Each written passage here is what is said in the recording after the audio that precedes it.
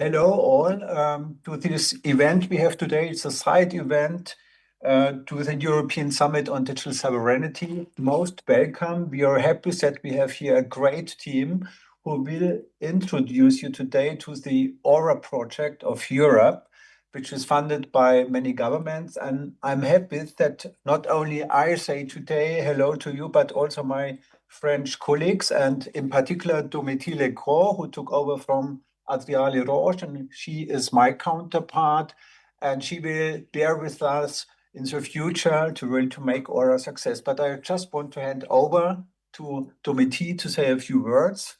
So hello everybody. We are very pleased to be here with you today. So I'm with Alice Panier. I think some of you know her already. So we are depending on the Ministry of Economy and Finance, especially in the service of digital economy in France. And we are in charge of everything about around data economy. That is to say, cloud, data centers, high performance computing, and also quantum computing, both on a regulatory perspective and an industrial policy perspective.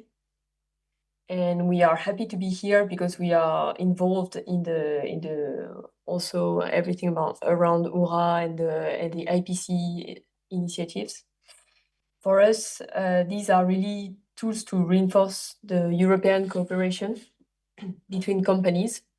And so for us, it's very important that these initiatives are industrially driven, so by companies like you, like other European companies. So it's very important for us to be able to involve different companies from different countries. And we are very interested in also seeing the outcomes of Aura works through the works you're doing also, and especially on NeoNephos. And we can see that there is already a lot of progress with the Aura project as a whole.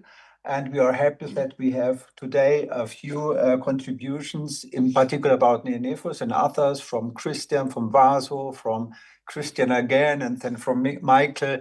So there's a lot of information you will get today, and we are really happy to spread the news, what has already achieved. And we are sure that there is still more to achieve, because we want to have really the vision of open, interoperable data spaces, digital infrastructures, and also we need this developments as an ingredient to industrial AI. Thank you very much that you are ready in short notice to contribute to this event, and I hope it brings you a lot of valuable information for your future work, and we hope we will have much more people and companies on board of this project after this meeting. Thank you so much. Thank you both for your keynote and the introduction to the webinar, Advancing the Cloud Edge Continuum with Open Source. My name is Christian Neu. I'm working for SAP at the Open Source Program Office, and I'm also the governing board chair of the NeoNephos Foundation. I will give you a short introduction today to NeoNephos, the reason why we need it, and what we are developing there. And afterwards, I will hand over to my colleague Vasu Chandrasekhara, the chief product owner of our SAP-related development, will give you a more detailed insight about the SAP projects. Also joining us today, Ernst mentioned it, Christian Weiß from Deutsche Telekom and Michael Ziegelmeier from Stackit, who both are also on the governing board of the foundation, and they will share their respective projects around NeoNephos. To start with our problem statement, the European cloud services market increases rapidly every year. Until 2028, it's predicted that it will reach a volume of 110 billion euro, according to the study from BDO.nl. On the flip side, this market is dominated by US hyperscalers, where European companies are continuously losing ground. And giving this background, the European Commission initiated in 2023 the important project of European interest, the field of next generation cloud infrastructure and services, or in short, IPSIDE-CIS. Its aim is to strengthen European digital sovereignty through innovation and competitiveness of European market players. Many companies across our member states are participating. Meanwhile, over 100 companies and organizations are actively involved. SAP is also part of that important initiative, but we quickly realized that the only way for the IPSIDE-SYS agenda to be successful and to create a sustainable, interoperable solution was to produce spillover with substantial network effects. And with software in today's day and age, the only possible answer is with open source.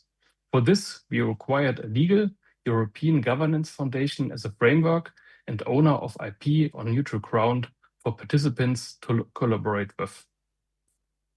So the IPSIDE-SYS only recommended us to open source for spillover, but it didn't mandate a foundation, and we were really desperate missing such a legal framework. After a detailed assessment and more that we developed the project 1 year later, we joined hands with like-minded European companies, of which only a few are IPSIDE-SYS participants, and officially launched our NeoNephos Foundation at the CNCF KubeCon conference on April 2nd in London, one of the largest open source conferences in the field of software development for the cloud. So why CNCF? Why Linux Foundation? In short, if you want to play in the Champions League, you have to join that league. And with that, we also had the chance to advertise the European IPSIDE-SYS ambition in front of more than over 14,000 developers on site and more viewers online. As you can see in the photo, I think that was really great to see that momentum. So it had been a really immediate positive effect for our foundation, as you will see next. Because while we originally started with 7 founding members, we see increasing momentum in the development of the foundation. In only 6 months, we already gained 8 additional members. We are receiving requests and positive feedback every day and answering many, many questions. And I can confirm that we are seeing interest in membership applications from leading European enterprise and organizations. So please stay tuned. We are announcing something very, very soon. And to make it clear, the foundation and the structure is laid out for marathon and not for sprint. So yeah, it takes just a little bit time. So to give you an overview, what is NeoNephos? So NeoNephos is legally set up as a part of the Linux Foundation Europe, and its mission is to connect to the IPSIDE-SYS impulse, but it really goes beyond. We are developing software that not only excels technically, but also reflects our values, such as data protection and sustainability. We are dedicated to shape a next-generation cloud edge continuum, which is open, adaptable, powerful, secure, and fully compliant for anyone participating in the digital commons. My colleague Vasu will explaining this in a more detail later on in his presentation. And meanwhile, we have now 15 members, 12 projects which have been donated, and over 300 contributors, which are calculated over the GitHub history, and over 600 community members which are active in the communities. So they all share a common baseline that only together we can innovate an interoperable cloud edge continuum made in Europe, for Europe, and beyond. And we are just going to get started. So how do we operate? As a European entity based in Brussels, the Linux Foundation Europe supports and safeguards the NeoNephos Foundation.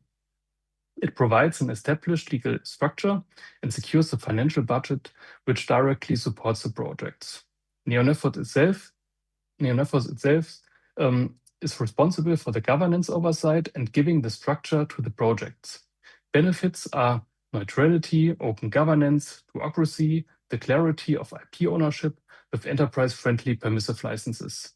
With this, we have a transparent structure where decisions are based on merits and projects which are in full control of those who are vested in their development. The funds that we collect in the foundation directly benefit the projects. And together with the Linux Foundation, we host roadshows and conferences. We help organizing for security and compliance. The foundation will establish conformance programs and branding, which will carry the continuum with open source. So how to contribute? If you're asking yourself now, how can I actively participate in NeoNephos or any other foundation for that matter? There are 2 main ways organizations can fund to participate and ultimately benefit. First, through directly financial funding by the foundation. This helps ensuring the independence and bolster investment security. In Europe, we observed that the same principle with the new sovereign tech funds. Or second, through the funding of own teams and workforces to contribute and collaborate directly with the projects and communities. Both types of support can benefit individual projects directly and strengthen the overall idea of an ecosystem. And my call to action to you, if you like what you see, become part of that movement for a digital future that we shape together. And we are not advocating for some form of software altruism, because open source isn't just a technology. It's one of the largest values drivers in the digital economy. The Harvard Business School study from 2024 shows that the demand side value of open source software is estimated at $8.8 trillion. And without it, companies would need to spend 3.5 times more on software development. Ipsysys allocated 3.5 billion euro. And this alone is a good reason why we needed NeoNephos. Because without, we would immediately need to have 3.5 with the factor of 3.5, so in total 12 billion euros or more. Open source isn't just a cost. It's a massive cost saver and asset value. Which is why supporting isn't just optional if we rely on it every day. With that, I would like to say thank you and leave you with the message to take home. There is no need to reinvent the wheel, as it's designed, as it's already open source. I hope this introduction was useful for you, and on behalf of the governing board, if you are interested to learn more, please reach out to me or to any of my colleagues. And with that, Basu, please take care and take over of the technical subject. Thank you. Let me also share my screen. My name is Vasu Chandrasekhara, and my background is that I studied physics and computer science, and my first job after university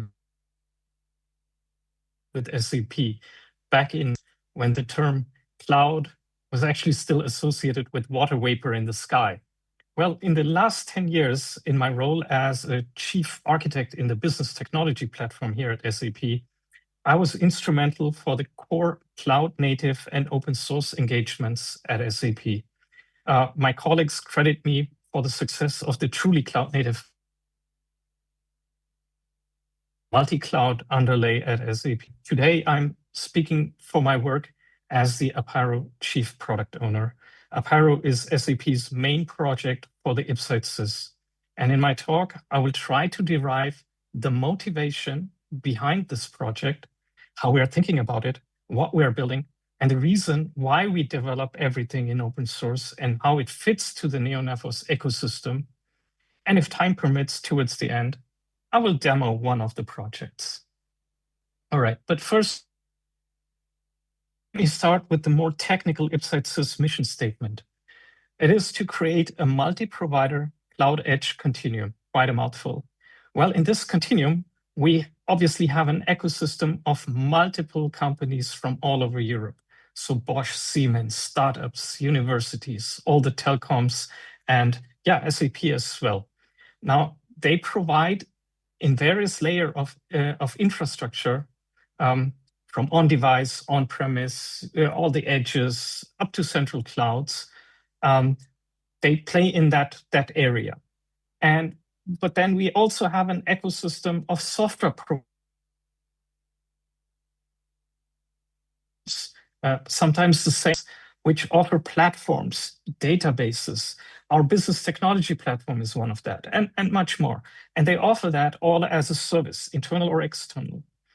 And then we have digital services that use these lower layers to build multi-tenant applications, for example. Now, today, all of this is typically locked into specific providers and stacks. Now, the ambition in the Aura project here is to make all of these layers interoperable, such that software and data can easily be portable and flow from one provider to another. We need to overcome the silos that we're currently seeing. Now, I think a much easier definition to remember is the mission, as a mission statement is this, create utility compute that looks and feels like a rocket. As a consumer, I can basically plug in every appliance into the standard socket. That for me is the interoperability form factor. And as a provider, on the other side of that socket, if you will, I need to ensure that I adhere to this interoperability form factor and that we all share the same voltage and hertz, right? Otherwise, this doesn't work. Now, I'm of course trying to create an analogy from the physical electrical world to the software world, but bear with me, I'll be reusing the socket symbol a number of times, and I hope you can associate my analogy better. Now, fun aside, for software, I think this picture is much more accurate, describing the necessary paradigm shift that we need to induce. Now, when you think about, when computers were first invented, software and hardware were sold as a unit. So the operating system was to abstract the underlying hardware, right? And today, we see a similar tight bundling of services and cloud providers. You can't really switch easily unless there's interoperability. And the interesting thing is we are actually in the midst of the invention of a much needed, let me call it, distributed cloud operating system, something that acts as an abstraction layer for anyone that may want to build on top some form of a service, and on the below side that abstracts the underlying providers underneath. Yeah. So back to my socket symbol here, it basically acts like the POSIX API in Unix, if you're familiar with that, or if you like my analogy, like the electrical socket for ability between of each layers individually, right? So it's an aggregate system. And for SAP, this is actually nothing new.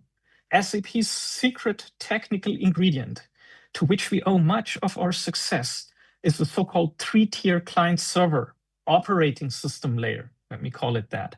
Now, the ABAP platform that we use for this on-premise shipment of all our services, of all our code back then, is akin to a versatile operating system. And it was built in such a way that it can run on different certified vendor underlays that customers could freely choose from. And with the help of the ABAP language, we basically produced business modules with a write once, run anywhere paradigm, the interoperability thing that I mentioned. And we did, we invented the term, or we invented this long before Java made this term Bora popular. And so when we look at now SAP's approach towards clouds, towards multi-cloud, we of course took all the learnings of the ABAP platform with us. We created an abstraction layer that we call the Business Technology Platform, which runs on any of our 4 supported partner cloud providers, and of course on +1, our own SAP cloud infrastructure. Now, this layer, it acts like the before mentioned distributed cloud operating system, and you can see my reuse of the electrical socket symbol again for the consumer layer so on the top side. Now, this approach is a proprietary one. It worked and it works for us at SAP, as I will show you. So we already have an internal version of the continuum in production. And this is actually what got us thinking. If it works for SAP, can we make it work for everyone as demanded by the IPSAS mission statement? All the multiple cloud providers across the clouds and edges. Can we open up our secret sauce? And what would it take? And in the end, we also have to ask ourselves, is there a benefit for SAP as well? While do it. So welcome to the Aparo reference architecture. Now, this is the name, as mentioned, for our IPSATSys project proposal. And the name Aparo, by the way, is derived from ancient Greek and stands for infinite or boundless. Now, I hope the previous section now motivated the thinking that went into our project proposal, yeah, the distributed cloud operating system and so on. Because next, I would like to explain guidance and the network effect that we aim for. So this picture, this is basically our sauce. We clearly focus on building all the many projects and components contained in Aparo with cloud native. Not only is there no need to reinvent the wheel, but it would be a huge mistake not to reuse the freely available massive business value and its ecosystem that is already invested and it's already available in open source, such as Linux and cloud native Kubernetes. Now, when it comes to Kubernetes in particular, there are two aspects of the ecosystem I would like to highlight. On the one side, it is, of course, a distributed systems orchestrator for containers that everybody knows. Yeah? And today, it actually also works for other types of portable workloads. So it's beyond containers as well, like WebAssembly and unikernel. But we can, and this is mostly forgotten by many or not understood, we can attribute an even higher value to its API machinery, you know, the side where I put that socket symbol. Because while it was excellently engineered for container orchestration for Kubernetes, it can today be used as an existing machine room standard. It's a digital twin for anything cloud in the ecosystem. And I will later show you how we exactly use this API as the standard interoperability socket for all of the projects that we bring into Aparo. But before I deep dive into interoperability, I need to motivate the ecosystem effect and the co-innovation we aim for, right? And I want to do that by outlining one particular Aparo project that serves as a proof point for our thinking. Because for SAP's multi-cloud and Vora approach that I explained before, we bet on Kubernetes, and we direly needed a Kubernetes as a service project or system for all of our cloud native applications. We needed to be able to create clusters like sliced bread. But instead of building it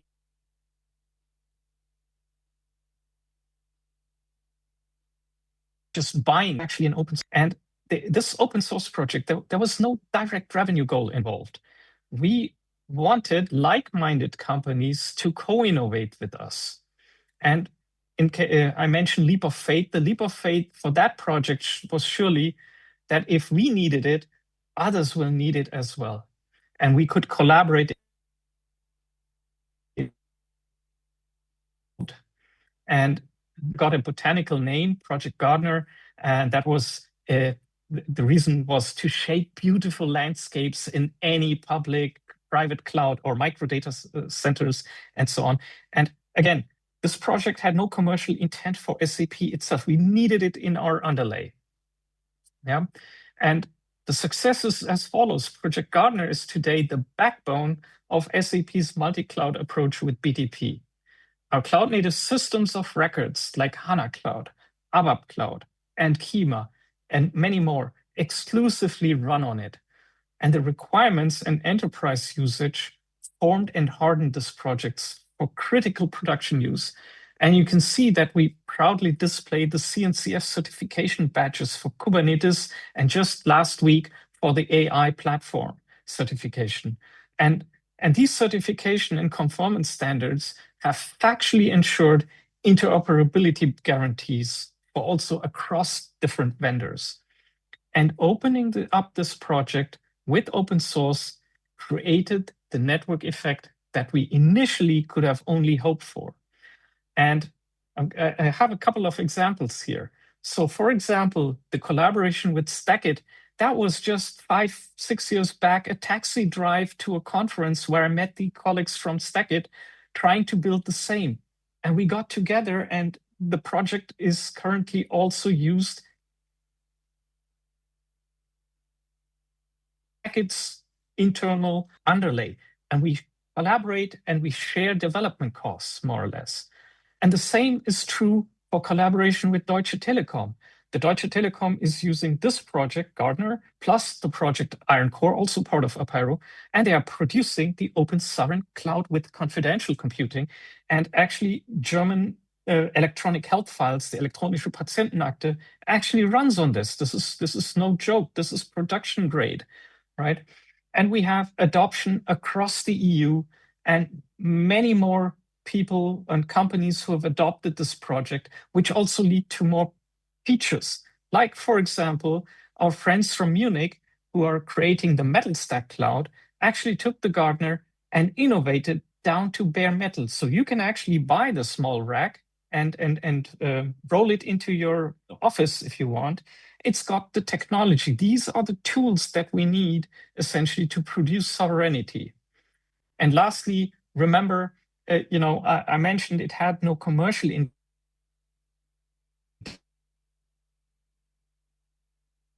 and so we created an ecosystem of this. 23 technologies, and Kleiso can offer you support for this project. And there are many, many more. Now, I could go on, but I think the message is well placed. With Apiro, honestly, we wanted to replicate this co-innovation success that we found in one project across the complete stack that we're building. So we therefore set the following guidelines.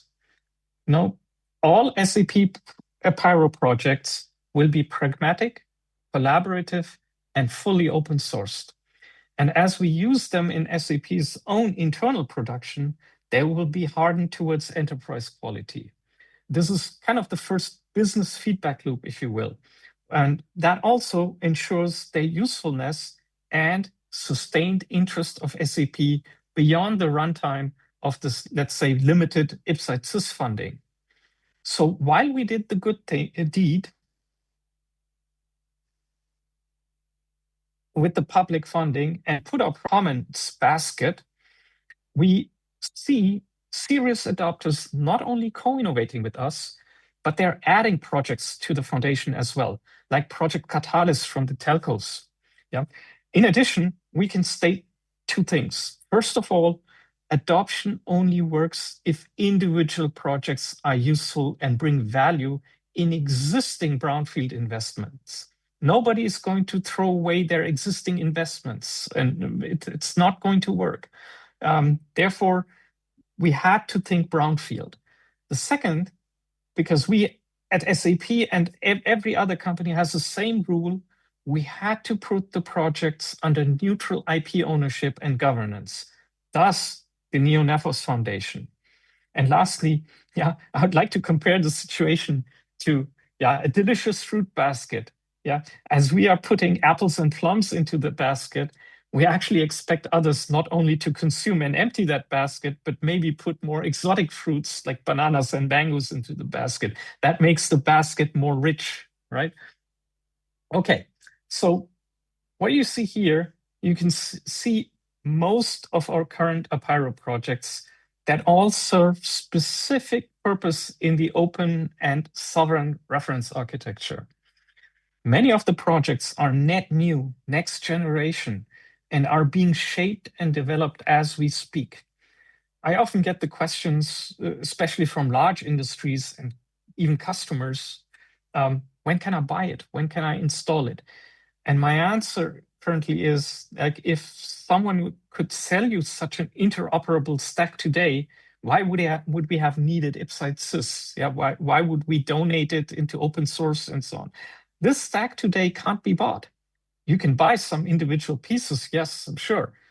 But the overall reference first has to be shaped and jointly. That's true of interoperability. Yeah, and we placed our ideas into NeoNephos and created the necessary infrastructure in neutral ownership and governance. And yeah, Nephos, by the way, is Greek for cloud. So we are building the tools needed for neo clouds, if you understand my take. Yeah, the individual projects all have their developer community, and they're open for anyone to join, contribute, and participate. You don't even need to be an IPSI participant.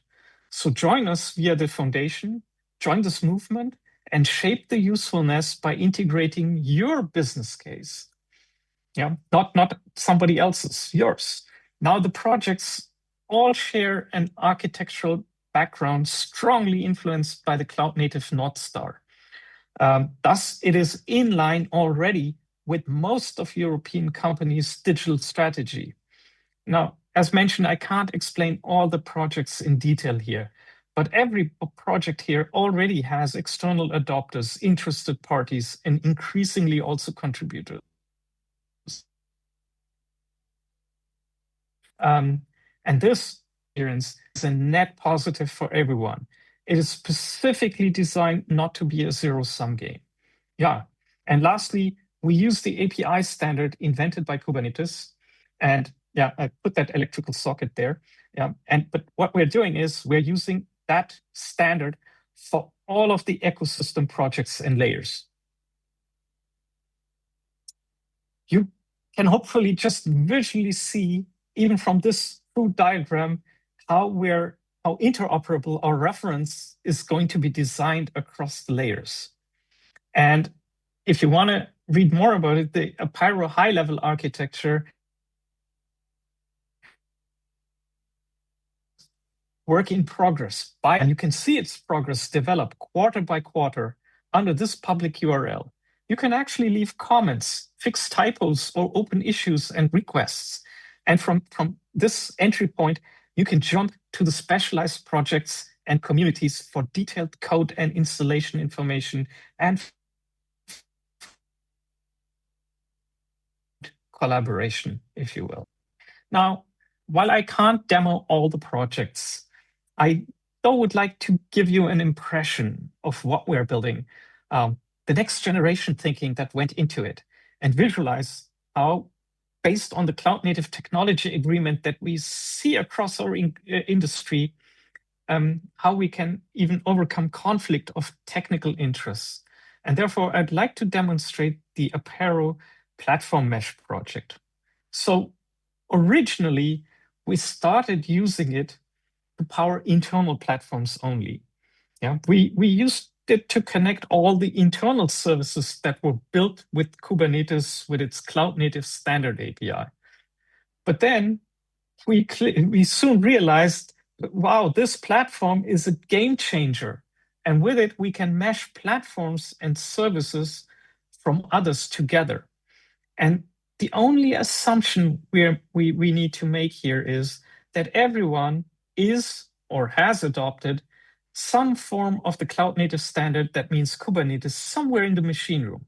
I don't need a top level special protocol, some extra things that people need to understand. The only assumption is they have got Kubernetes. Yeah? And so I'll be now going through a demo. I'll be introducing 3 independent companies in this demo. They are partaking in the European continuum. As mentioned, they use Kubernetes for their services and workloads. So let's start with the first company here. So Data Corporation specializes in databases as a service. They are a managed service provider, and they materialize the offering using containerized cloud-native practices with Kubernetes, typically with an automated database operator. And Kubernetes offers an internal control plane, as depicted here, for managing its workload. We will now deep dive into the CLI level, and I'll show you the experience that every cloud-native developer and admin is fluent with. So when a customer orders a database, the following order document is applied to the system. You see the exact order detail, 2 GB of storage, 3 highly available instances, the name, and so on. Of course, the order flow is typically automated, but here we show you only what goes on behind the curtain, right? At the level, yeah? So the control plane now contains an order. It's symbolized with the triangle symbol here. Now the database operator will pick up that order and deploy the workload in the work plane in a specific customer namespace, of course, and of course with portable containers. And what you see here is, it's nowadays ubiquitous and well accepted in the software industry. You use containers in order to be portable.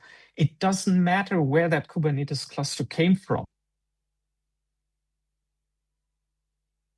It can be from your center, it can be from an hyperscaler, it can be anywhere in the continuum, as long as you're able to create and have a working Kubernetes cluster.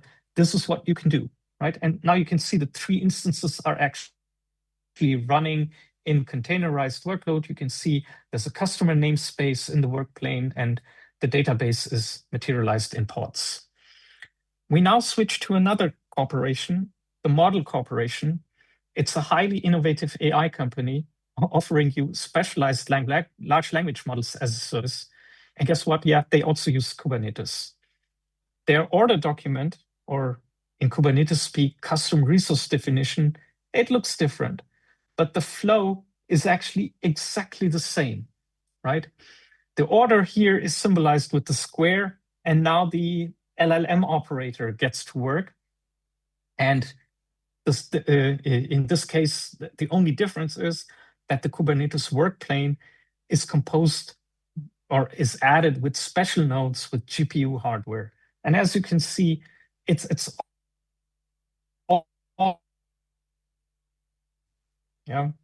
We now to the ECMA Corporation, the European corporation making everything. Yeah. Now they would like to consume the services of Data and Model Corp, and it's a question of build or buy, right? Or make or buy. In this case, the database and the large language model, they just want to buy it, but what they do want to build on their own is a custom application, and for that, they have their own internal Kubernetes cluster. Now, in my example, ECMA, in addition to a Kubernetes environment, adopted Platform Mesh. Now, Platform Mesh contains a pure data plane, not to be misunderstood with work or control plane. And the data plane hosts workspaces. That's it. Every internal team can get dedicated workspaces. And the only thing you get in the workspace is for the digital twin order document with cloud native API compatibility. Now let's see how we integrate these the 3 companies.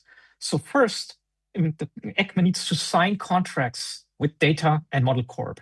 This can be done individually, or we can have a broker or a marketplace. We are not making any assumptions here. Once that is done, the service offerings are registered in the platform mesh. And I'll show you in soon. Because the platform mesh also comes with a beautiful microfront and platform UI. And the ECMA team, which now wants to order these things, and first enables the capabilities in their workspace using this graphical UI on graphical guidance. So you can see here, the demo team has an account. They can then go into the marketplace where all signed contracts are available, and they now these the capabilities of the 2 companies. Okay, so now in graphical terms, what happened is the technical order definitions, the APIs available now in the platform of ECMA. ECMA's team can now order triangles and squares, and the responsible service partners, they're waiting for these orders, they can pick them up and do the fulfillment. Yeah. So while we show the order process in the UI, please note that the UI is a micro front end and is originating from data or model core respectively. And underneath, the digital twin order document is exchanged in the exact cloud native or Kubernetes format that you saw earlier. There is no additional learning required. The cloud native skill set is fully transportable. And as you can see here, we're basically creating these things, and 3 instances are ready. The database cluster is in healthy state. So what you see here now, the orders are fulfilled, so the triangles and squares are filled, and directional connection in the continuum, and the platforms are connected. And with the order fulfilled, ECMA developers can build their aggregated custom application, making use of the database and AI service delivered from some other specialized software partners here. Now, please note that this is an interesting thing which becomes important. The custom application denoted with a blue circle in control plane here in there, right? And then the custom application, aggregate application might look like this. We make no assumptions over here. The important thing is that it does not end here, right? The design is recursive, and ECMA Corp could sell its application in the exact same manner and way to other participants in the Aura continuum with platform continuum. If so, other consumers can now buy this. If it's so, it's very recursive. And yes, I indeed now used a PowerPoint video and so on just to make sure that I'm in the time. But this is actually live. So if I jump over here, what I have here is on the right-hand side, I am at the data corp. I'm looking at the customer's production database here.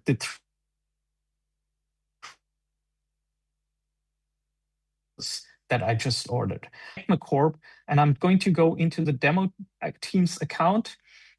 You can see here, this is all live, and this is not just fake or mock-up or whatnot. So I can go into the namespace, go into the default namespace, go to the production cluster here, and basically say, I'd like to have a downsize or high size, let's say I would like to have 4 instances. So what happens in the background is that the order document is changed and directly synced to the managed service provider. And if there you can see it, there's a 4th replica that is now trying to join the data. It's very live, it's high fidelity, and more or less what the message to take home here is that there's no new skill set. If you know Kubernetes, you can actually partake in the platform mesh. And that hopefully gives you a more plastic view to how we're thinking about this. Yeah. And just look at all the many stacks being published. Yeah. There's CNCF stack, if you will. There's the Deutschland stack. And yes, we in Apiro also have a stack. They're all being published, but they all share a common ground. Namely, number one, it's kind of telling that they're reusing the freely available CNCF landscape tooling, which is in open source. But more importantly, they're reusing the CNCF thought leadership in promoting ecosystem thinking. And this is why we designed the platform mesh to unlock any of the ecosystem stacks for the continuum. Because there's one thing is for sure, they are all cloud native in some form when it comes to cloud, and they share the same runtime for cloud. You can use it for your internal development platform first, and then grow it outside as well. Yeah, talking about outside as well. Yeah, there's an interesting intended side aspect that we designed platform mesh for. Yeah? Because we usually think in NIST layers, such as YAS, PAS, and SAS. And typically, such a layer comes with ownership perimeter that is drawn around these layers. And with platform mesh, I kind of, erase the layering a little bit, because with the use of the harmonized cloud native standard API, we obtain interoperability for each individual capability, regardless of who produced them and where in the layer they might reside. And because of that, we can now integrate with any service inside or outside of the organization and form virtual NIST layers, right? We're still thinking in these layers anyhow, but now they become virtual. Yeah. But I found out the best way to remember is actually this. Platform mesh is like a 6-way socket power strip, or in German, Steckdosenleiste. Yeah, you can plug in anything, anywhere, and so on. Yeah, and that's the idea behind it. And platform mesh, in my opinion, symbolizes or the interoperability thinking that we put into Apiro the most. Thank you. I hope this was informative and I could motivate you to have a sincere look at our evolving development projects. As mentioned, your entry point is the foundation. And with this, I hope, I like to hand over to the next speaker, and that is Christian Weiss from the Telecom. Christian. Thank you, Vasu. Good afternoon to the government representatives of France. Good afternoon, Angela Pokal, Marco Schult, and good afternoon, community. So I'm sharing my screen. So my name is Christian Weiss. I'm with T-Systems International. This is the enterprise for Deutsche Telekom, for enterprise customers. And today I'm talking about interoperability and federation within the NeoNephos project, and highlighting a bit where we see it in the applied space for our activities. And thanks, Vasu, for this good introduction and overview, what we are doing on the software layer in NeoNephos. And I would like to put this a bit into the landscape, what I'm talking about today. And we saw the NeoNephos has different projects. And these projects are all for us important because we can build on an applied manner what we would like to see in the cloud edge continuum. We have the Gardener Linux, we have the Greenhouse, the Iron Core, Cobalt Core, the Platform Mesh, and the Catalyst. So in my presentation today, I'm focusing a bit on this project, but nevertheless, as you see, there are many more. And as we heard, NeoNephos is also open to take even more, and more projects are coming. And myself, I'm also serving in the NeoNephos Foundation in the governance board. And I'm also the architect for Deutsche Telekom in our Edge Connect project. And I use here the example of autonomous driving. And we know that autonomous driving is coming, even if we have it, let's say, on a level 2, level 3 currently in our cars. But when we look to the US, we have cities where we have a lot of autonomous driving already going on. And autonomous driving is a system that needs to rely heavily on resilience. And we have different, for example, use cases within the autonomous driving. We have, for example, the automated parking. We have teleoperated driving. We have cars driving in the cities, buses, public transport, and so on. And all of those, with the rely on resilience, need, for example, interoperability and federation, because these cars are communicating. They are communicating over the network. They are communicating and need compute power. And exactly this compute power is where we look into when we talk about Cloud Edge Continuum. And when we look what we heard before, where all the open source Kubernetes technology, platform mesh technology, and we are living currently in a containerized world, where in this decade, a lot of technology in computer science is around Kubernetes, container technology, and we need also to be able to place workloads across the landscape and not only in our own data centers, because especially for technologies like autonomous driving, autonomous logistics, we need to distribute the compute, and we need to have the compute close to the devices that need this compute and that need the low network latency requirements. So if we are talking about this autonomous driving example, we have the car that wants to offload functionalities. So there needs to be a low latency, but also the compute needs to be very close to this car. And therefore, we are relying on this containerized workloads. And when we go then through all the technology chain, we have the same. NeoNephos is not only on the very edge side for the devices, but also in the network operations and in our main data centers in the cloud infrastructure. And therefore, as we see it, the NeoNephos open source tool stack in our landscape is that we are building up currently in our data centers. It was already mentioned, but I come to this later, where we have already commercialized offerings as a sovereign cloud, where we rely on bare metal, where we use from the NeoNephos the metal API that you can find under the Iron Core, where you can find compute and storage. It was talked already about the Gardener, and we place our workloads on top.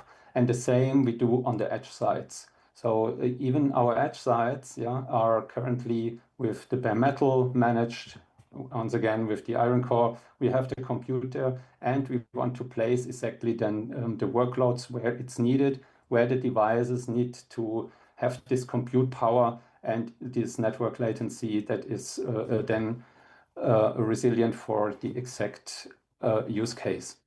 And it was said already that we have the open sovereign cloud, and NeoNephos is exactly the open governance foundation that fuels our open sovereign cloud offering, and where we are going for full digital sovereignty for data operations and the software. And here exactly is the let's say collaboration that we need as Deutsche Telekom with the open source community, that we can be fast, that we can always at the top of the development, and that we are able to find our, let's say, sovereign engineering community where we can be upfront and don't have to adopt always and running after innovations that are coming from outside Europe. So that is one thing, and for sure there is always a commercial model behind, because there are no license costs for the open source technology. We have an innovative infrastructure layer for this container workloads, where transparent operations, and we even get here the highest protection requirements according to the ISO standards, as well as also to the security, as well as we are supporting then confidential computing, especially when it comes to workloads that need high security and privacy. And what I want to highlight a bit here is this NeoNephos project Catalyst on federation. So we are thinking about interoperability in the sense of we don't need to take care of versionings and different technologies when we are building up in a kind of open source community, where most of the, let's say, participants are using and relying on the same software stack. So the amount and the effort of integrating is then lower, and the total cost of ownership is also lower. And the second one that we are heavily relying on is the federation, because from an investment perspective, as you can understand, we cannot invest and build up data centers in each market, in each European country. So we are partnering. And we from the telecom industry, we partner already for a long time. We are experts in the standardization, you all know, from the mobile roaming and everything.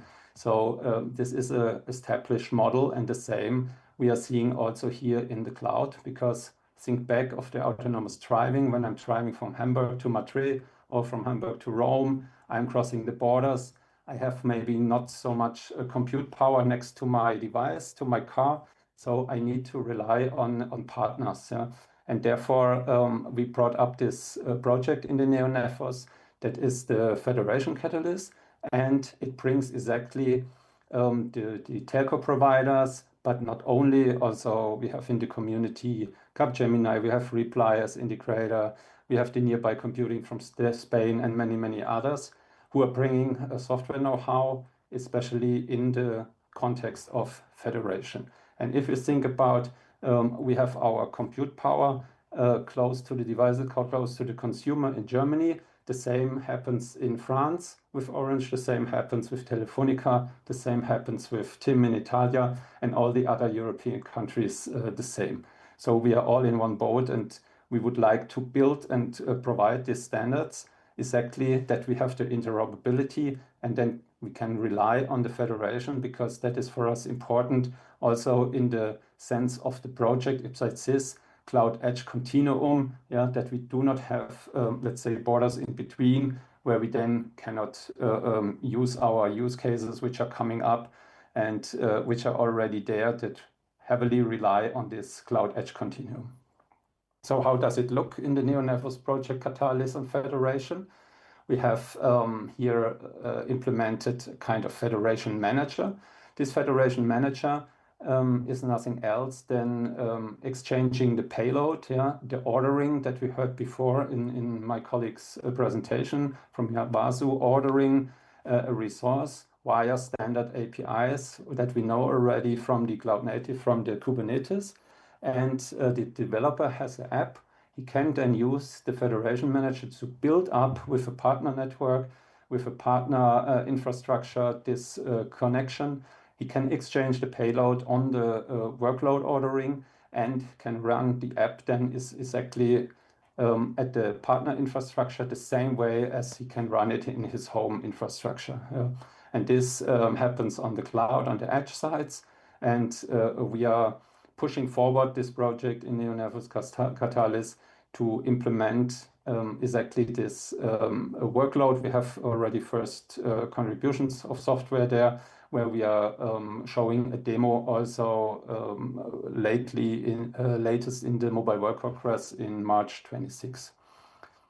And when we look a bit deeper, and I hope it's not too technical, but if you remember what my colleague previously said, we have the standards where we have, for example, the Kubernetes resource model YAMLs, where we define the resources that we need to order. And those YAMLs, this Kubernetes resource models, where we have all the parameters that my partner needs, we can then send over and using these federation managers to take into account what I would like to order in the partner infrastructure. And I have then the different workspaces where exactly then my ordering is be placed, and the rest is the same as I would do it in my own infrastructure. The containerized workload is placed within my Kubernetes cluster, is placed within my tenant workspace, and I can use the same APIs, the same mechanisms that I'm used to. And this is exactly the way we want to go forward. So we want to use the platform mesh, bring it together with the Catalyst Federation, and then enabling a containerized and federated edge cloud continuum. This is our technological way forward, where we see this has a future where we can build up and is not relying on building, let's say, different APIs where we need to put a lot of effort then in maintaining them. If there is a change, you need to adapt it. It is highly costly with integration and so on. And therefore, we would like to exactly rely on these standards. And even our latest API GPU capacity from the Industrial AI Cloud is then be able to be ordered GPUs, where we have together with SAP and NVIDIA this lately announced AI industrial cloud. And with the same way, we can then also order not only containerized workloads, but also integrate GPU power exactly in these containerized workloads. And this is our thinking in our Edge Connect project, as well as in the NeoNephos project, where we see the way forward technologically and enable then the Cloud Edge Continuum. Thank you.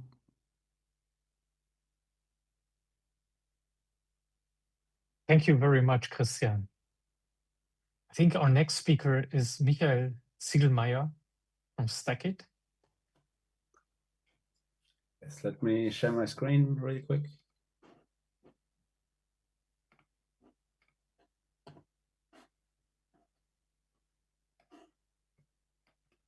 So I can hope you can actually see that. I'm bringing in the perspective of Stackit today. I'm Michael, and I would like to talk about what's left to do, what we have accomplished so far, and where we can go on from the efforts we've already accomplished together. First of all, I really want to emphasize that we have been working together very efficiently in NeoNephos, and actually we do use the Gardener Stackit Kubernetes engine cooperation in production. So this is just not just another funding project, which is not leading to any results, but we actually use Gardener as part of our managed Kubernetes service, and the teams are working together very dedicated, and we're fully committed to do this so in the future as well. And then I want to talk about where we're going from here and what we like to do as Stackit as a cloud service provider in NeoNephos next. So basically, I want to invite you to take the red pill with me for sovereign cloud providers today. So Stackit aims to provide our customers with the same level of service as only US hyperscalers can do today, but we want to do that in a most possible sovereign way, obviously depending on the customer's needs. So we totally understand that there might be different sovereign needs depending on if you're a Bundeswehr or if you're just a local public sector branch. But when we look at that and we think about what defines sovereignty for us as a cloud service provider, we always look at our software stack. We not only look at the infrastructure, but also at the software stack. And we noticed that there's some issues with this, and I want to invite you to look deeper into these issues with me today. So let's dive in and take the red pill. You probably have heard of data center investments recently in Europe, and which usually aim to decrease our dependency in the cloud market. Obviously, this is only referring to the hardware part of cloud computing. And as a matter of fact, I think all the companies of our speakers today have very recently announced multi-billion investments in data centers in Germany and Europe alone. And obviously, this is a very important step for increasing our digital sovereignty. But yeah, there's more behind it. If we look into these data centers, we recognize they can be of different colors. Yeah, they can be magenta, they can be light blue, they can be turquoise. And then if we look into the data centers, also not only the buildings can have different colors, but also the racks and the hardware within can be different colors. Usually, if we look into them today, they would probably have NVIDIA hardware. And when we think about our strategy of building a long-term sustainable infrastructure for cloud computing, we would like to be more vendor agnostic and actually allow other hardware in our data centers and not only one vendor.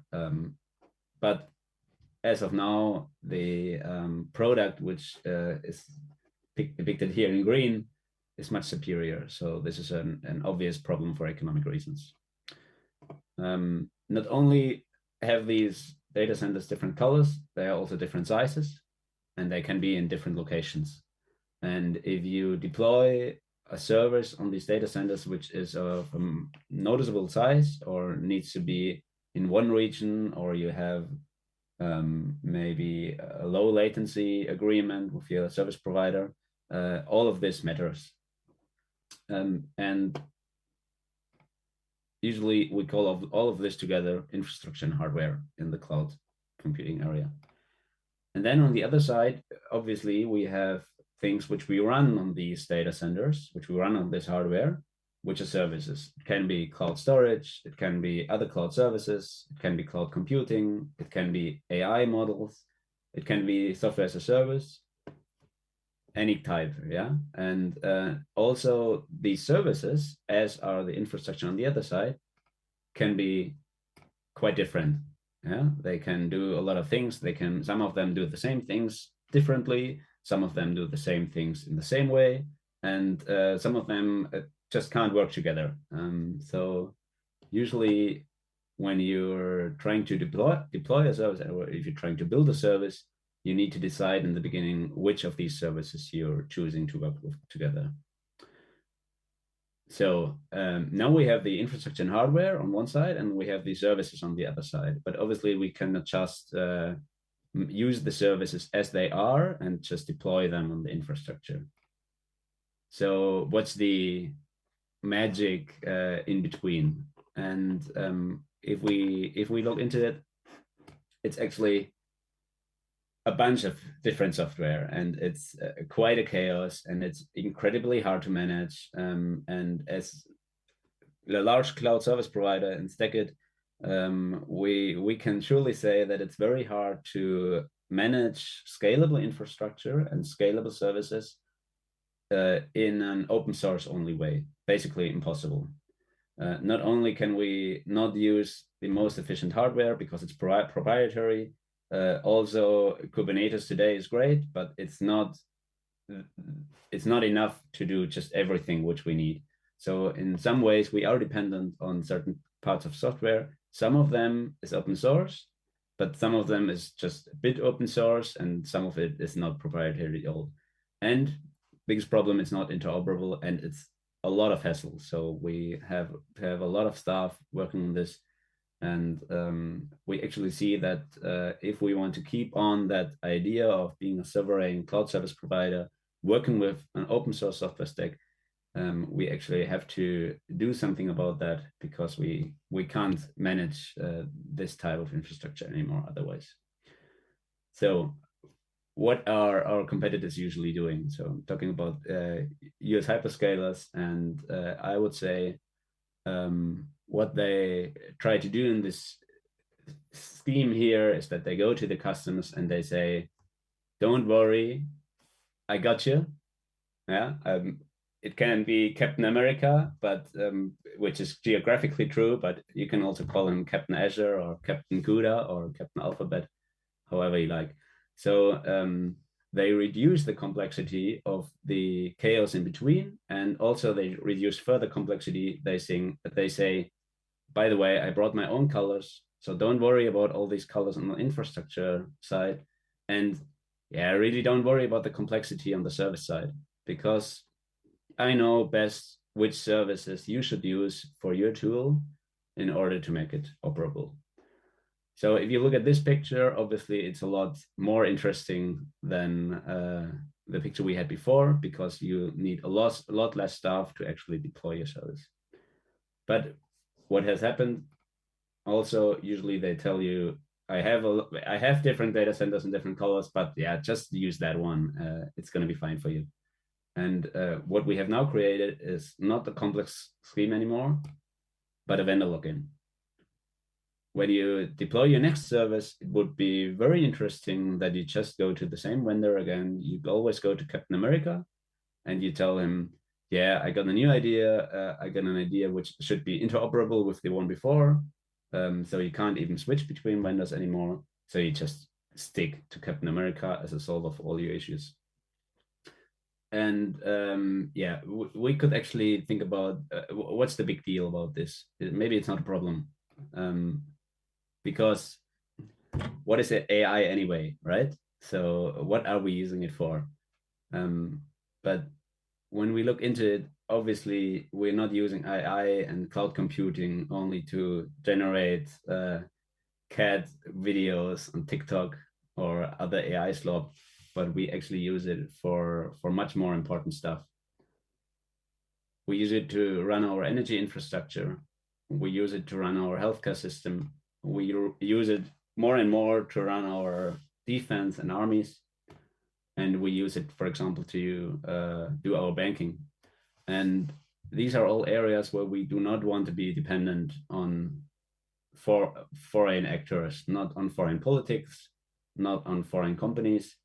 And we should actually gain back control in these sectors. And when I say control, I don't mean autonomy. Obviously, we can keep using things which have been innovated across the Atlantic Ocean. It's not a problem, but we have to bring ourselves in a position where we can actually choose and where we can actually change our provider for certain services. And if we talk about critical infrastructure, we need to be in the position to change providers in case of an emergency. So let's go back to this picture and what we think we should do. Obviously, as a sovereign cloud service provider, but most of all as NeoNephos Foundation. And that's something what I brought with me today to make a proposal to everybody listening to work together and to join our NeoNephos Foundation and to join this effort. So what we want to do is we want to say variety is good. And we want to keep all these different colors and these different sizes and the different locations. And we also want to keep these different cloud software and AI services from any developer. It should not only be one type of ecosystem. And how can we actually achieve that? We think we just use all which is already developed between the different stacks and put that together and say, okay, these are the things which are working great today. These are things which, well, need a little bit of adjustment. These are things which might be proprietary, but they work great. So we need an open source bundle. Maybe we need an open source fork. And then obviously there will also be some things which we actually can't do today because usually US hyperscalers are not so interested in interoperability. And then there's a little incentive to develop on this end. So the proposal is that together we build a vendor agnostic open source software stack for everything in between markets and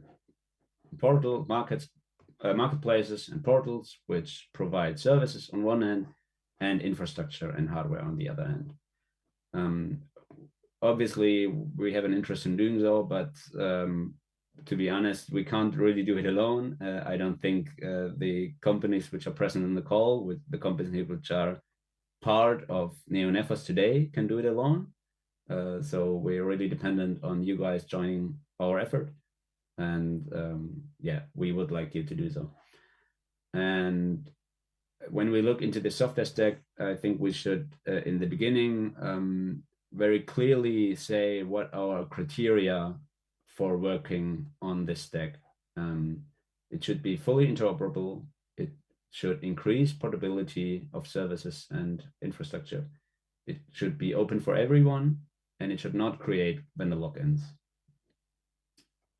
And the concrete proposal would look like this, that NeoNephos would act as an umbrella for these efforts. And then we look into the different stacks which we want to address, which is a cloud stack, a data stack, AI stack, and some services which run across all of these schemes. And together we would like to solve certain questions. So this is obviously, how can we improve orchestration and research management with open source tools, which is a big problem today and which makes us very much dependent on one vendor.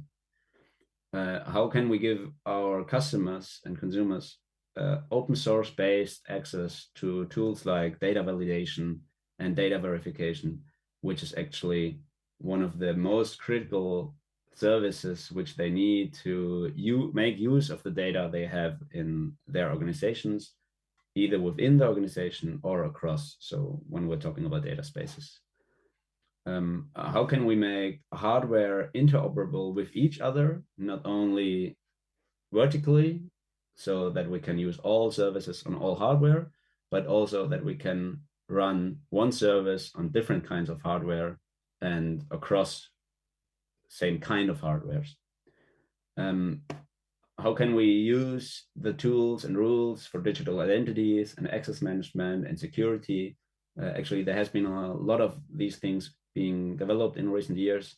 So whenever there's something which works great and which is open source and which is going in the right direction, we would like to use that and bring it forward and just pin down in NeoNephos what's the things we still need to do here. How can we find an efficient way for organizations to use their data within and outside the boundaries would also be a question to be addressed. And how can we provide what I'd like to call a center point of gravity for new AI models, learning and training methods, and vendor agnostic interoperability across these tools. So how can we actually provide an environment and an open platform for collaboration on the AI level? This is actually obviously a lot which is left to do, but looking at the efforts we've already accomplished in NeoNephos so far, I think we're in the best position to do so. So you might have seen this picture before. And it's been used a lot also in open source, in the open source community. And actually, whenever there's a kind of outage, you hear about a random piece of software you never heard before, which crashed, and then the half of the internet crashes too, and it's not, some things are not reachable for several hours. And this is actually the same we see in the cloud to edge continuum. And I want to invite you all to actually build more pillars, identify where they need to be built, and make this picture more sustainable and interoperable. So thank you. And we're currently thinking about all these issues which I addressed in this talk. And if you also think about these, feel free to contact us. Feel free to join NeoNephos and work with us on these software development issues. Thank you very much.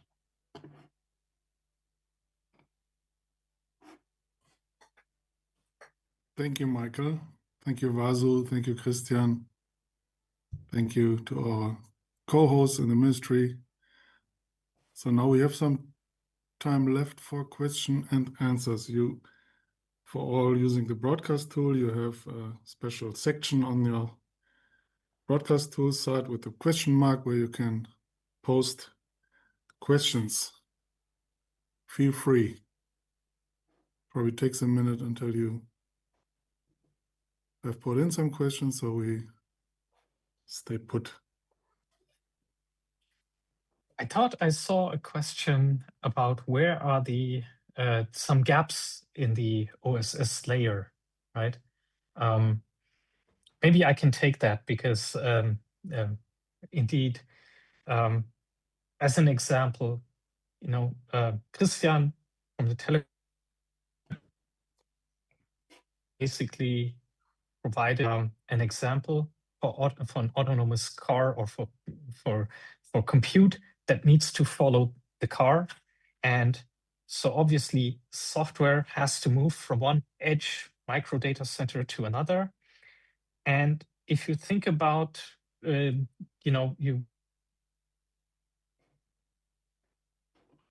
portability of that piece of software, yeah, we can package it in containers, and then we just think, yeah, problem is done, right? That's a solution, containerization solves it. But that's actually not true. You need to monitor that piece of software. Today, there is a standard, again, thought leadership is here with the Cloud Native Computing Foundation. There's the so-called OTEL, Open Telemetry standard, which makes it very easy for your software to implement a certain SDK in your language, and you emit the telemetry data with a standard protocol that everyone could understand. So yes, again, I'm just alluding to the actual problem. So when you move your software from one edge to another, even hosted by different vendors, if everyone adheres to the OTEL standard, it's perfectly doable that you can still, your software still can emit telemetry data in the same way, and different types of backend systems can pick it up and give you that monitoring and observability perspective. But in open source, there is no standard for audit logs. You might think that's an easy one, but it's not. So if you program your software with respect to audit logs to adhere to a proprietary protocol, how can you move your software? So indeed, for the audit logs, your audit logs still have to go to that audit server where with which your software has been coded with, right? So in the Apiro project, just as an example of what we're doing first from a first principle perspective, we are extending, or we're trying to extend with the community, the OTEL standard to include audit log protocols, right? Very easy said, but it's hard work. You need to be in the upstream communities. You have to work with competitors, with hyperscalers and everyone, and in order to get that type of standard implemented. Our thinking is that we best do it with a standard that already exists, which has already a large ecosystem.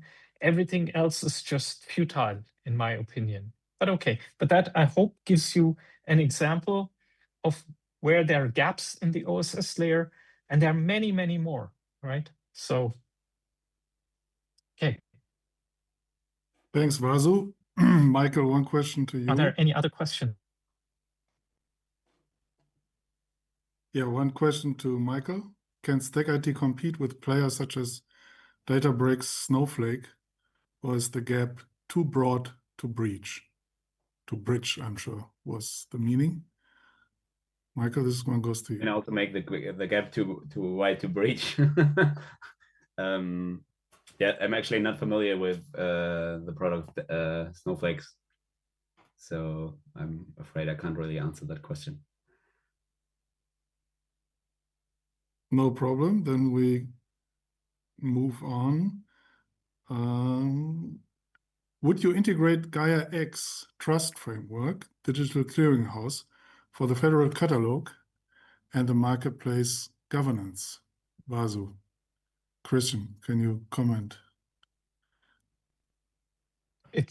We are a level below. If somebody wants to implement Gaia X on top, no problem. We are on a lower level. It's my assessment. You are more into that layer. Christian Weiss, I think, yeah.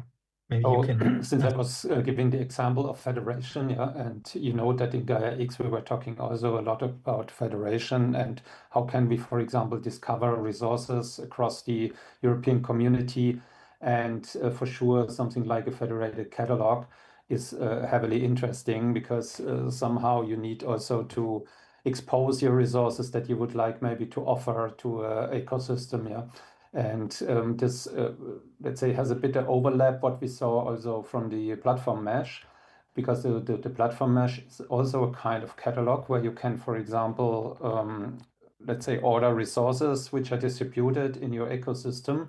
But nevertheless, I think there are many activities currently with catalogs. We saw the EU Project Dome, which is taking this into account of a catalog. We have other things from CISPA around.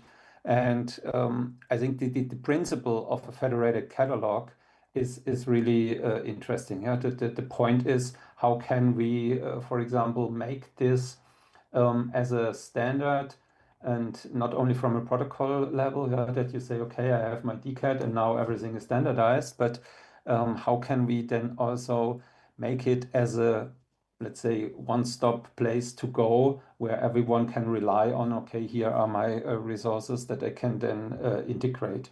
I think this is an effort that only on a European level can be solved and needs to be adopted by the community.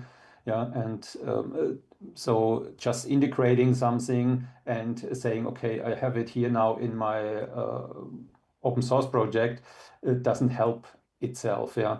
And second, also for the trust framework, I think everything what we've done, and we as T-Systems, we are also providing a clearinghouse for the Gaia X community.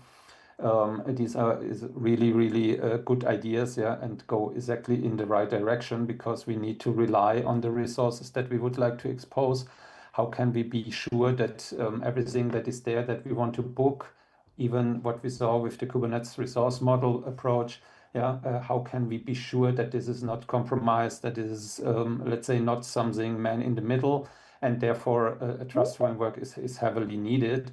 Yeah, but I think there are already under Eclipse open source projects, yeah, that exactly provide that kind of trust frameworks.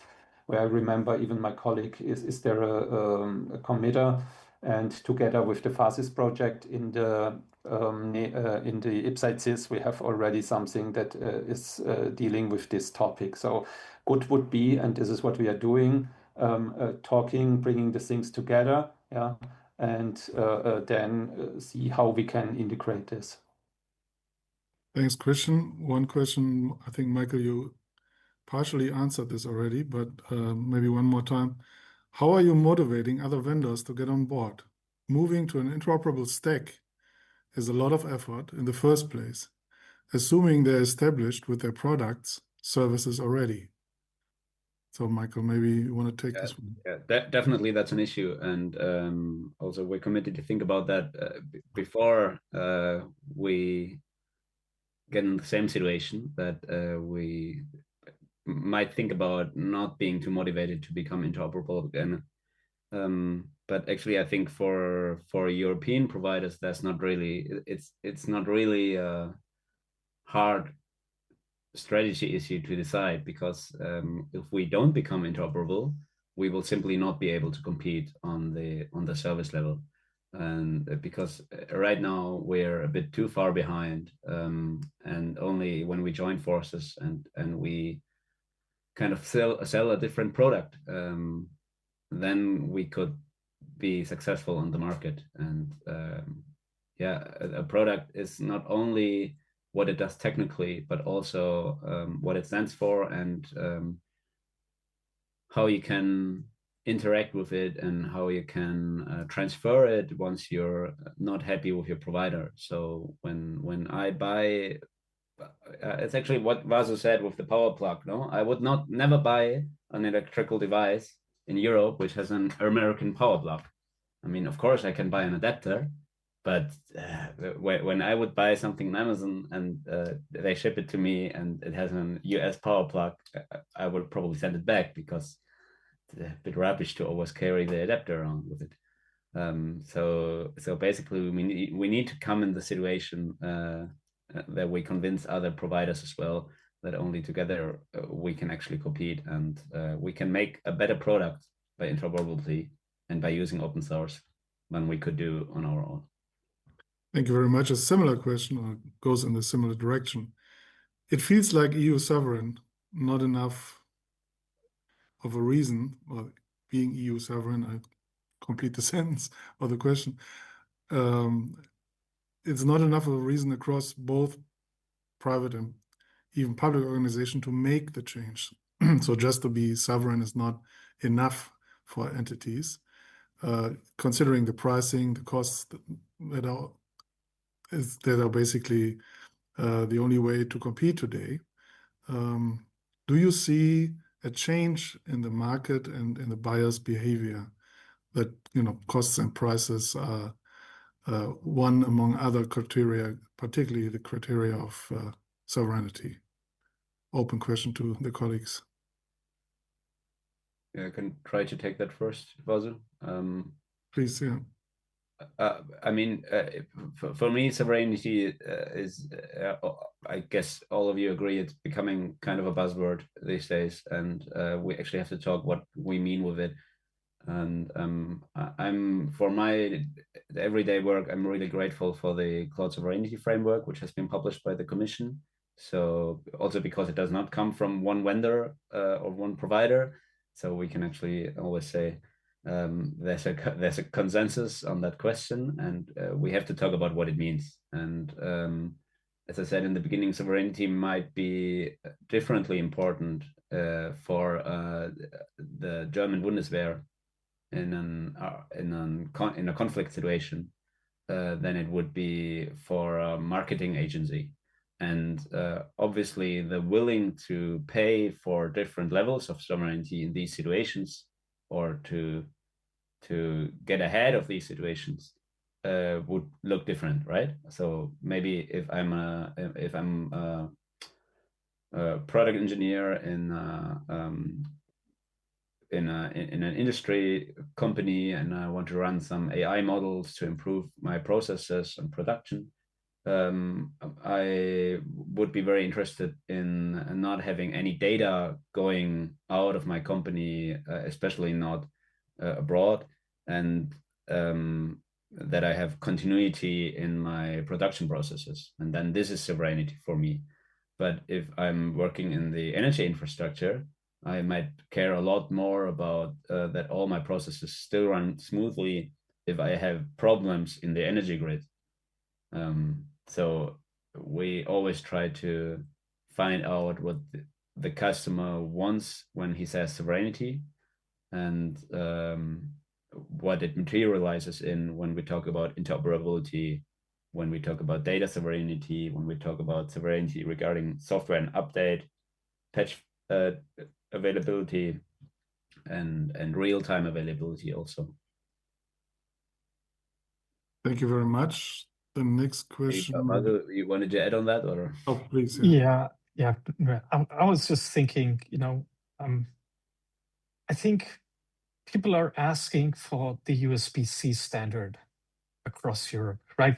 Just like with the socket, and currently we in the industry in Europe, and that's because we are so fragmented, we haven't yet reached a common understanding across the industry. Once we have that, we can add, additional labels to it, like sovereign.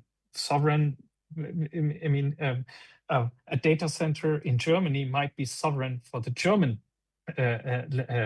juristical area, but it's not sovereign for the French, and so on. We need to have first it's a technical problem first. Define sovereign, because that will make the ecosystem of startups, it's much easier to sell than a sovereign system on stack it and switch it over for French customers to other data center operators over there. And maybe if we come together, and this has to be done in a neutral way. Yeah, I mean, there are ISO standards, there are other types of standards that took years in the building, which we don't have. We have to be a little bit faster, and that's why we have to do it in code. That is why open source is so important. And once we say, yeah, this is our standard interoperability USB-C key, now, dear European Commission, take the standard and help us and make that, for everyone. And we can all agree to. Before this is not there, people will not agree. That is my take on this, right? Thanks, Vasu. The next question goes to the Container X community. Would you want to integrate the marketplace with the Confinity X data space marketplace? Vasu, Christian, I think. To be honest, I'll directly tell you no, because we are on a lower level. There will be a Catena X, there will be I don't know, Catena Y, and so on. We have to be much, much more open. And we are at a lower layer, and there will be Catena X, but we don't need, what if we make it, and there's a cyclic dependency problem here as well. What if the systems only work if that catalog has to run on the top layer, and then the underlying infrastructure breaks and that Catena X can't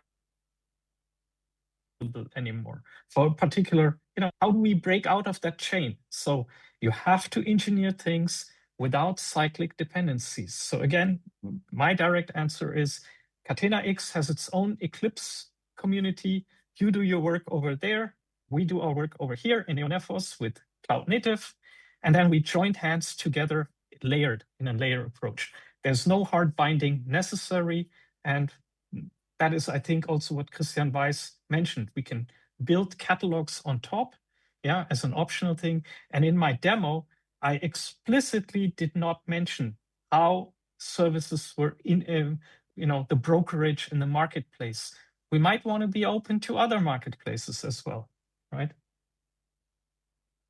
Thanks, Vasu. So we hope to be complementary. The last question I have here is one we hear oftentimes. Will the source code for all those projects eventually move away from GitHub? And then where? Because, well, I guess it's obvious. Yeah, I mean, I can take that. So in general, open source doesn't have borders, right? So open source is globally, and we use open source globally. We develop software locally, but does it mean we have to use now GitLab or an alternative? I think no. But I mean, of course, question is, do you want to stay on GitHub? I think these are valid questions, what you have. And I think there are valid answers how to change that. But I think it's not a big problem for now, I would say. But I think there are different techniques if you want to move that. The question is, which is the most important one? Where's the collaboration as open sources globally? How do you get the contributors from outside? I think that's the most important question, which defines where you want to be, right? Which, by the way, leads to the next question, which just came in. Would you welcome the companies and developers outside the EU countries to make contributions and collaborations, for example, from China or the US? Mm-hmm. So basically, the Linux Foundation has the antitrust policy, meaning we cannot forbid, or we cannot just work in a small room and define who can participate and who not. So basically, the foundation is open for everyone. That's open source. But of course, what I presented in the beginning, or Vasu said, that we present NeoNephos and we build it up towards the IPSIDE-SYS mission. And I think that's really important, that everything what we build needs to apply to that mission statement. Does it mean that we now exclude companies or countries? No, but as I said in one presentation slide, the projects are in full control of the development. They don't need to approve a pull request if it doesn't apply to their standards or the roadmap what they want to be. I think that's some safeguarding what we have as to keep the project in charge, and and only if you build up your street credibility as a contributor, then you can make it into the development of that project, but only then. And not, if not, you are just a contributor, just like in every other open source project. Thanks, Christian. Any more questions? I don't see any more questions, folks. This is like an auction.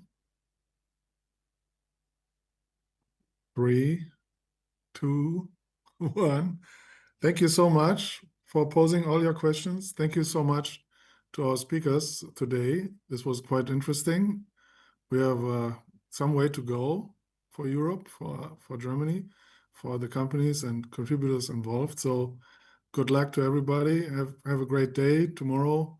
We wish the Germans, the French, and all the European guests at the Digital Summit a successful event. Thanks for having us, and have a great day. Goodbye, everybody. Goodbye. Thank you.